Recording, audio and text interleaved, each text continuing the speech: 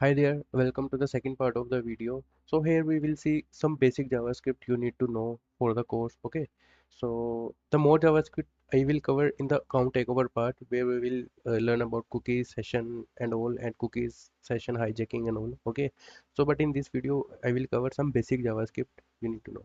Okay, so for this I am just making a simple HTML document. Okay, so let's give a heading of master the accesses. Okay, so now where company uses JavaScript code, so basically it is used in body part. Okay, so I'm making a script tag. Okay, so let's type some a very simple thing. Okay, so let's name as, okay, variable one as a test one variable, or let me enter something. So here's the second part with some basic JavaScript.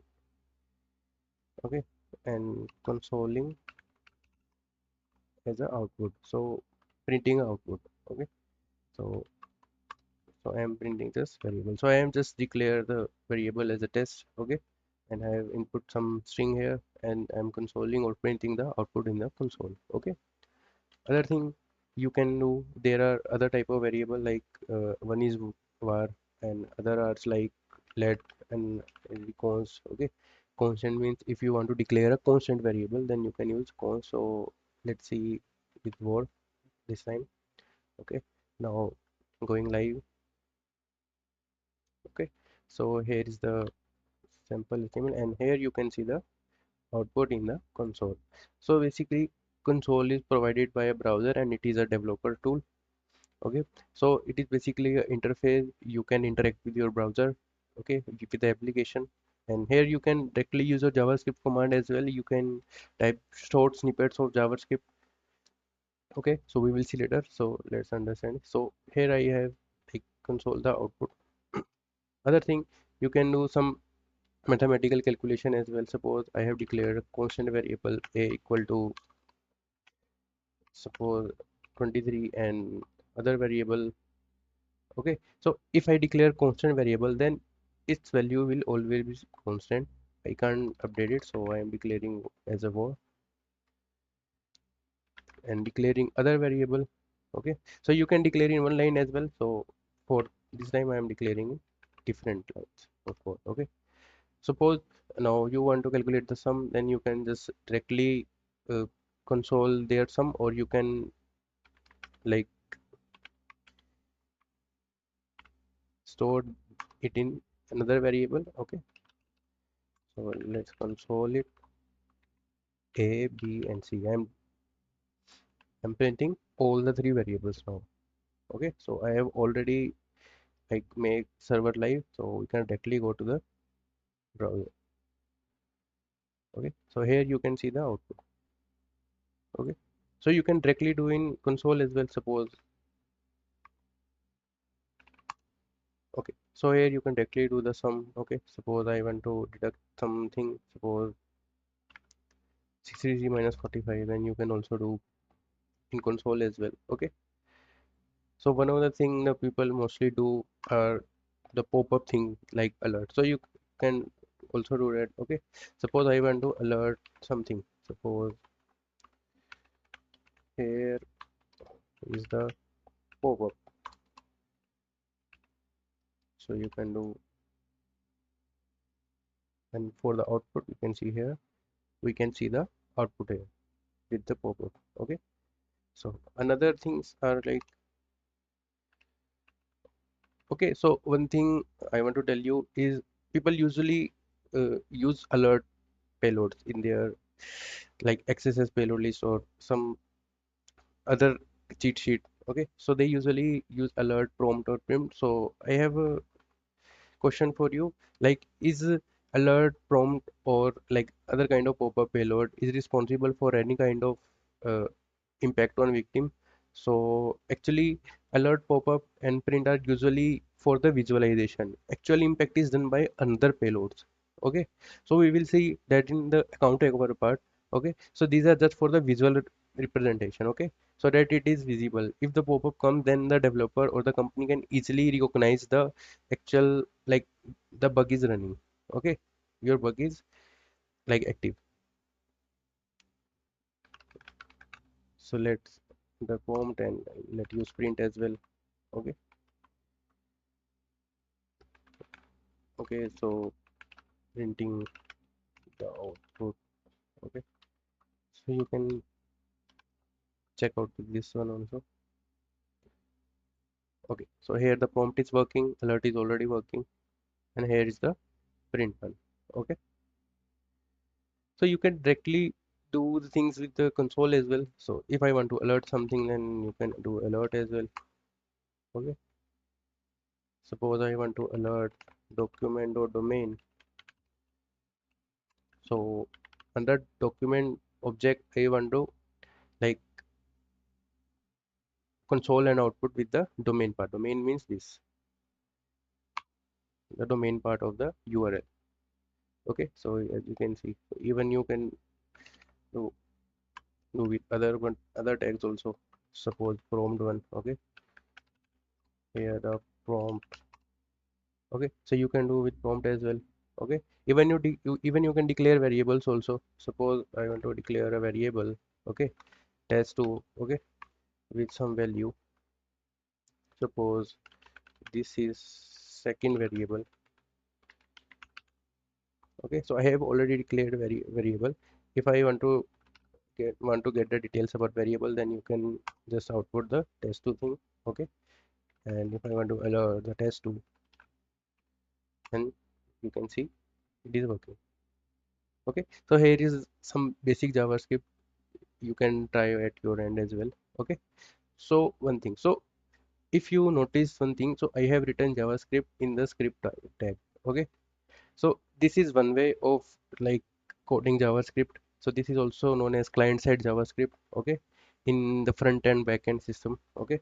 So this is basically called client side JavaScript, okay. So this is the one way. Second way the mostly company uses is the content delivery network, okay. You may ask, like, company hasn't coded any JavaScript on the client side, so this is the one way, okay. You might find another way as well. So what I have done for now, like, I have written client side JavaScript code, like I am writing the code myself in the client side. But another way is like accessing JavaScript remotely, okay, via CDN. It is also known as content delivery network. So how it work usually? So what company does actually? So they actually store their JavaScript, the static JavaScript code in some storage service. Suppose they have stored their JavaScript on some of their S3 bucket.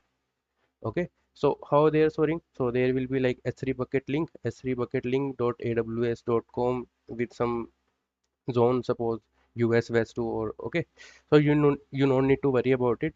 So I am just telling you with an example, okay.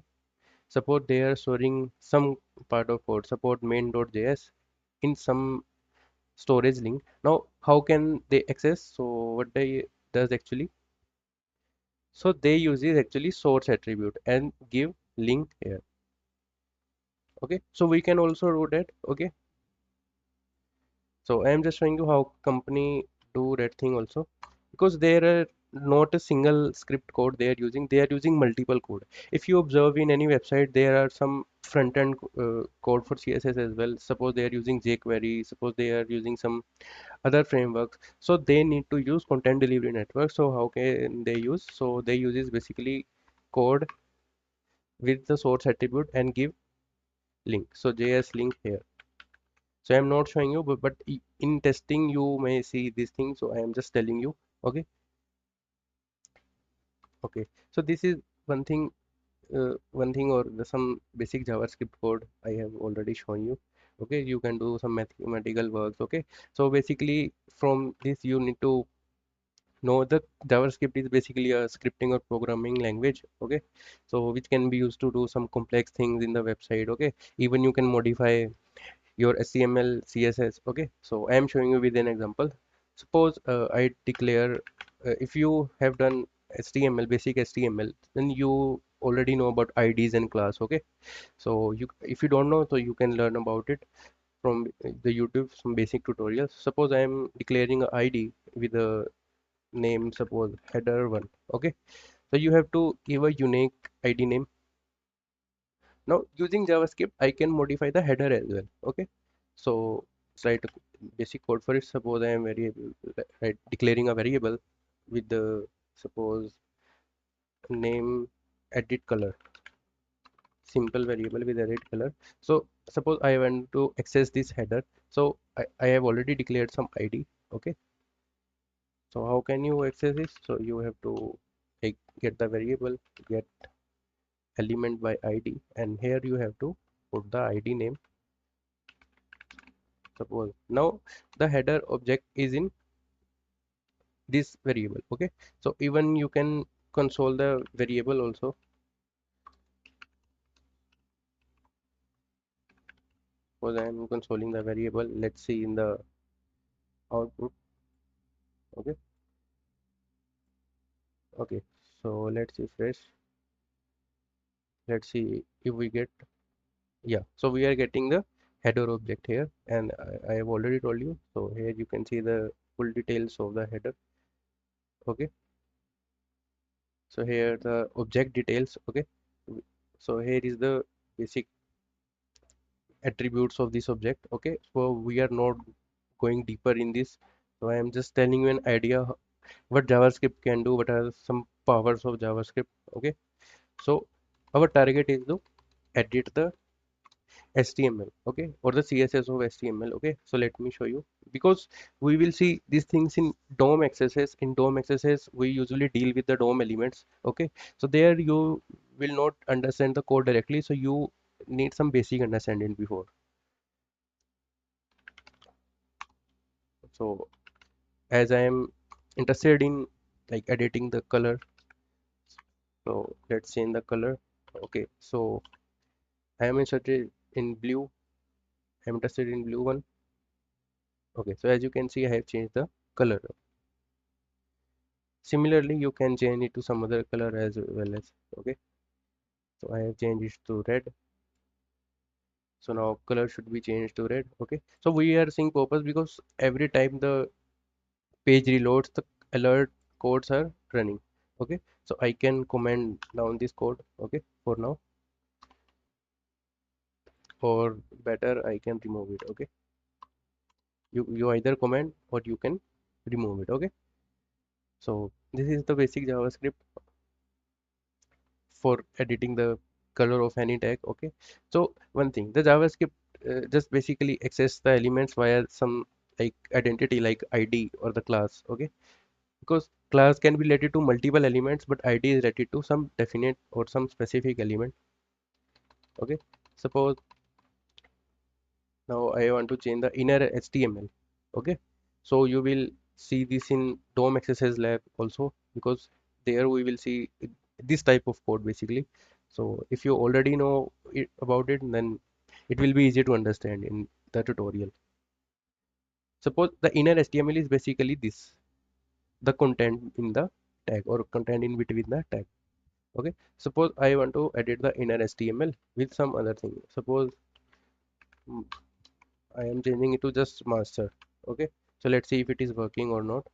Okay, so as you can see, the code has been changed.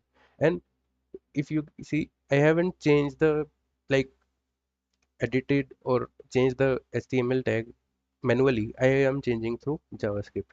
Okay, so it means using JavaScript we can manipulate the DOM things.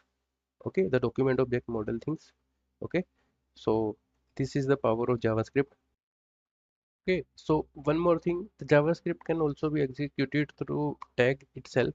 So you may have seen lots of payloads. They have like some embedded JavaScript in the code, the tag itself. Okay, so let's see with an example. Suppose I declared a normal anchor tag with some link. Suppose I am declaring normal google.com. Okay, so I'm just writing a simple text here. Okay, so I have declared a anchor tag. Okay, so let's see how it's looking. Okay, so as you can see, if I click here, then I will be redirected to google.com. It means I have successfully declared an anchor tag. Okay, so now if I want to like add some JavaScript here, so how I can do? I am giving an example. Suppose if in any target, if you are able to embed this tag, then you can try for embedding the JavaScript in itself. Okay, so how you can do? So I am just adding a event listener on mouse over. So it will be trigger when I hover my mouse pointer to the tag. Okay, for the content of the tag. Okay, so on mouse over is the event listener, and now I have to type the action. What action should it do? So normally people do alerts. Okay, so let's see if it is working. Okay, so when I hover, okay, I am hovering in different places, but it is not triggered. Okay, but whenever I hover the pointer to the anchor tag, it will be triggered. Okay, so that's how you can do.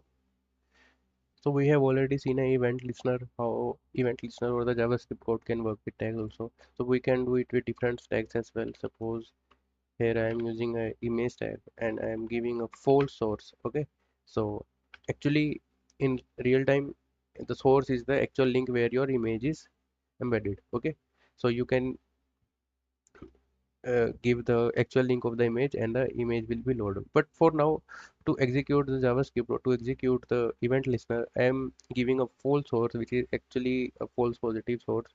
Okay, so what happens actually, if image source not find a source, then it will give an error, and here is the event. Okay, whenever image tag will get an error, then the event is triggered and our our code will execute. Suppose I am giving a, so here you can't give this string code, double string codes, because this is already in alert, so it will give an error. So you have to use this. So image is loading. So let's check out whether it is working or not. So image is loading. Okay. So as you can see, the image is not there actually. Okay. So that's why it is giving an error, and I have written a code like on error. It means on error, or if the image doesn't loads. Okay, even if you give a invalid link, or if the link has expired of the actual image, then still error will be occurred and the event will be executed. So it means the JavaScript can also be executed through HTML tags. Okay, so this is the basic JavaScript.